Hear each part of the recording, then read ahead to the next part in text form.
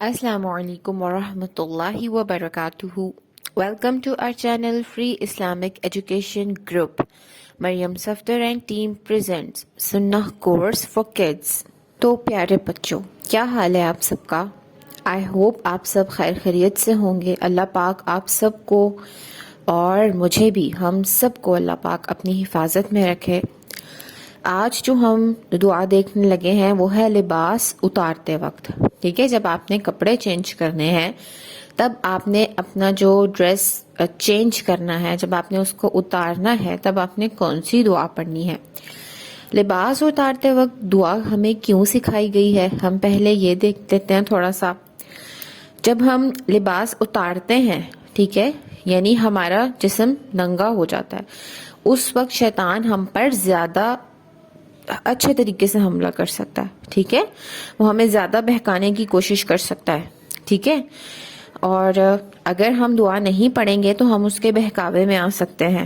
ٹھیک ہے، اور زیادہ دیر ننگا رہنا ٹھیک بات نہیں ہوتی. ٹھیک ہے، یعنی اگر آپ نے باتھ لینا ہے تو آپ فوراً سے اپنی ضرورت پوری کریں، فوراً سے باتھ لیں اور کپڑے چینج کریں. ٹھیک ہے، نئے کپڑے پہن لیں. ٹھیک ہے، اور بغیر مجبوری آپ نے جو ہے وہ ننگا نہیں رہنا.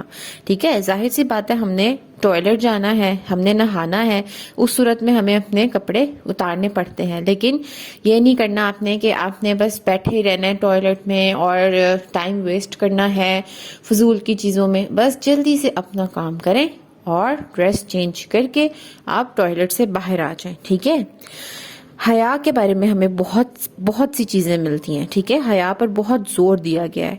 حیا ایمان کا حصہ ہے. ٹھیک ہے، آپ صلی اللہ علیہ وآلہ وسلم حیا کو بہت زیادہ فوکس کرتے تھے. ٹھیک ہے، کیونکہ جہاں پہ حیا نہیں ہے وہاں پر ایمان نہیں ہے.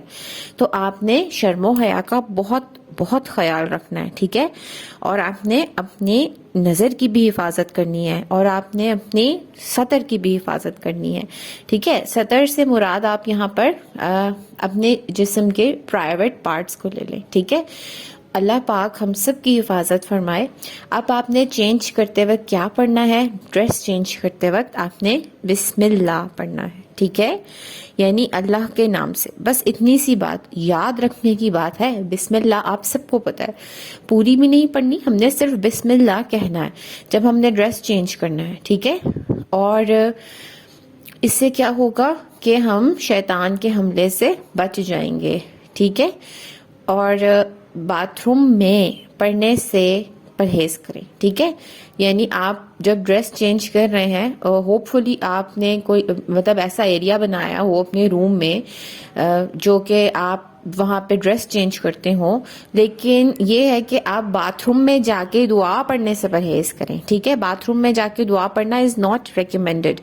ایون جو ہم ٹوائلٹ جاتے ہوئے دعا پڑھتے ہیں وہ بھی ہم باتھ روم کے باہر سے ہی پڑھ کر اندر جاتے ہیں. ٹھیک ہے، تو آپ بھی اپنے روم میں کوئی اچھا سا چھوٹا سا ایریا اپنے لیے پرائیویٹ کوئی اس طرح کا بنا لیں جہاں پہ آپ پہلے کپڑے اتاریں، وہاں پہ بسم اللہ پڑھیں، پھر آپ ٹوائلٹ میں جائیں، دعا پڑھ کے ٹوائلٹ کی، پھر ٹوائلٹ میں جائیں اور پھر آپ نہائیں یا آپ اپنی جو بھی آپ کو حاجت ہے وہ پوری کریں اور پھر واپس آئیں دعا پڑھ کے.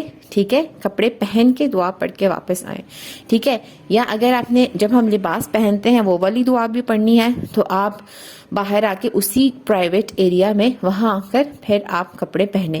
انشاءاللہ وہ دعا بھی انشاءاللہ ہم آپ کو سکھائیں گے. ٹھیک ہے، السلام علیکم ورحمۃ اللہ وبرکاتہ.